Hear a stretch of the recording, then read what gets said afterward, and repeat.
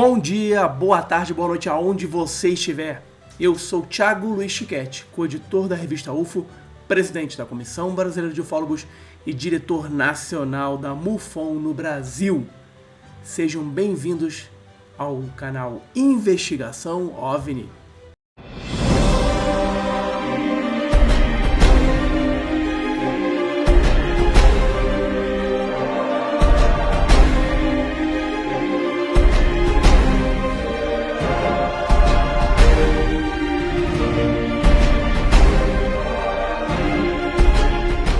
Olá pessoal, tudo bem? Hoje nós vamos falar sobre um caso que, segundo alguns ufólogos, é um dos com maior número de evidências pesquisados pelo projeto Blue Book e que não conseguiu encontrar uma resposta. Estou falando do caso Snake River Canyon, em Idaho, Estados Unidos. Vem comigo que eu te conto tudo sobre este caso. Mas antes, um pequeno lembrete.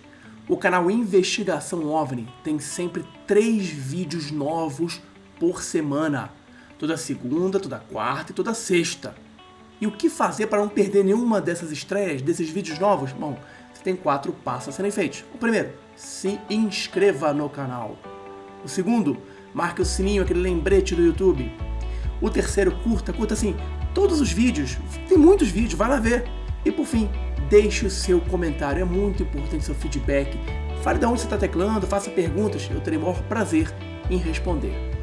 Dito isso, vamos então a este caso interessante, pesquisado pelo projeto Blue Book, que não conseguiu encontrar uma resposta para o avistamento.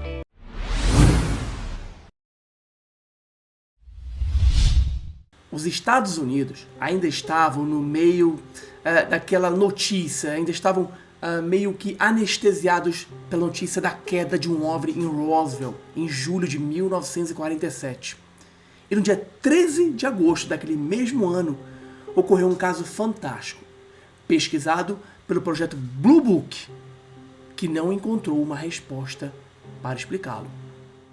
De acordo com A.C. Uri, trabalhador de uma fazenda de Auger Falls, tirou, por volta de 1h da tarde, ele viu um disco voador, isso mesmo, nas palavras dele, um disco voador, a grande velocidade, voando dentro de um canyon em Snake River.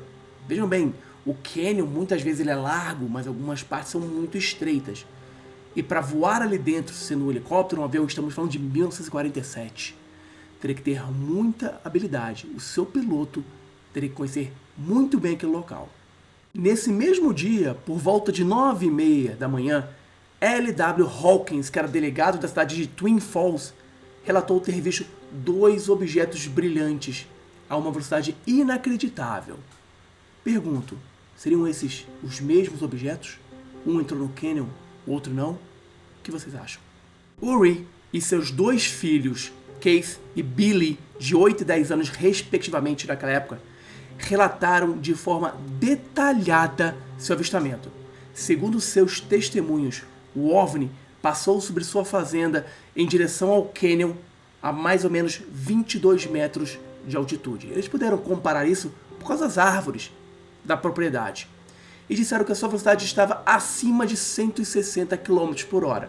Se a gente for pegar os padrões dos objetos voadores não identificados, as velocidades que chegam a 5, 6, 7 mil km por hora, é uma velocidade bastante pequena, mas para 1947 temos que levar isso em consideração. Uri disse que seus filhos estavam no rio com um bote e que tinha ido ver por que eles estavam demorando tanto para voltar. Ele relatou que estava a 90 metros do objeto. Ele chegou a ficar a somente 90 metros do objeto quando esse passou, e quase na mesma altura, por ele estar em cima de um barranco, olhando para baixo do canyon. Kate, Keith e Billy estavam logo abaixo dele e viram a mesma coisa que o pai. Os garotos observaram aquela coisa vindo desde o início do canyon até sumir entre as curvas das paredes do penhasco. Foi como eu falei, os canyons têm larguras gigantescas, mas em algumas partes se estreita. E tem que ter muita técnica e habilidade para pilotar algo, qualquer tipo de aeronave, dentro de um local desses. Ainda com a memória fresca do avistamento, todos foram para a casa e separadamente desenharam o que haviam visto. Uri descreveu o tamanho do UFO, do OVNI, como sendo de 6 metros de comprimento por 3 metros de altura e 3 metros de largura, e uma forma alongada, algo como um prato de cabeça para baixo. Quando questionado sobre o que poderia ter sido o que viu, Uri foi claro ao dizer que se tratava de um daqueles negócios de disco voador. Lembrem-se, estávamos diante ainda do caso Roswell. Manchetes no mundo inteiro ainda falavam sobre o assunto.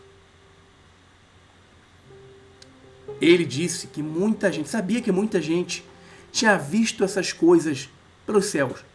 E agora ele tinha certeza que estavam falando a verdade. Porque ele e seus filhos, que ficaram com muito medo, viram algo desconhecido cruzando o cânion. Repórteres investigando os rumores de que o delegado Hawkins havia visto um objeto desconhecido no mesmo dia de Uri, o jornal Time News o entrevistou.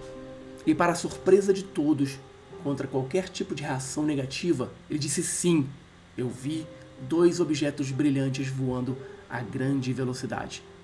Ele relatou que não conseguiu identificar, mesmo sendo um ex-militar da Força Aérea dos Estados Unidos. Na época, a Força Aérea era englobada pelo exército norte-americano. Ele não conseguiu identificar, mesmo com a experiência que ele tinha, o que seriam aqueles 2 objetos brilhantes a grande velocidade no mesmo dia que Yuri e seus filhos viram um disco voador cruzando o cânion. Este caso ganhou repercussão nacional, e tanto o projeto Sign, Grudge, Blue Book o investigaram. Fizeram várias estimativas de velocidade, de tamanho, entrevistaram e interrogaram os familiares de Uri, seus filhos e ele, tentando desvendar o que eles haviam visto. Levantou-se a possibilidade que eles estariam mentindo simplesmente para ganhar alguma notoriedade. Mas a verdade é que a família sofreu muito ao ter revelado o seu avistamento. Dizem, inclusive, um dos filhos mais velhos de Uri, anos depois, o Keith, ele disse que eles tinham sido visitados por 2 agentes do governo vestindo ternos, gravata preta, ternos pretos, gravata preta e chapéus negros. Será que estamos falando dos famigerados, dos diabólicos, como alguns dizem, dos homens de preto? A verdade é que o caso permanece até hoje aberto. Não se conseguiu chegar a uma conclusão do que poderia ter sido aquele avistamento de Uri, seus filhos e também do delegado Hawkins.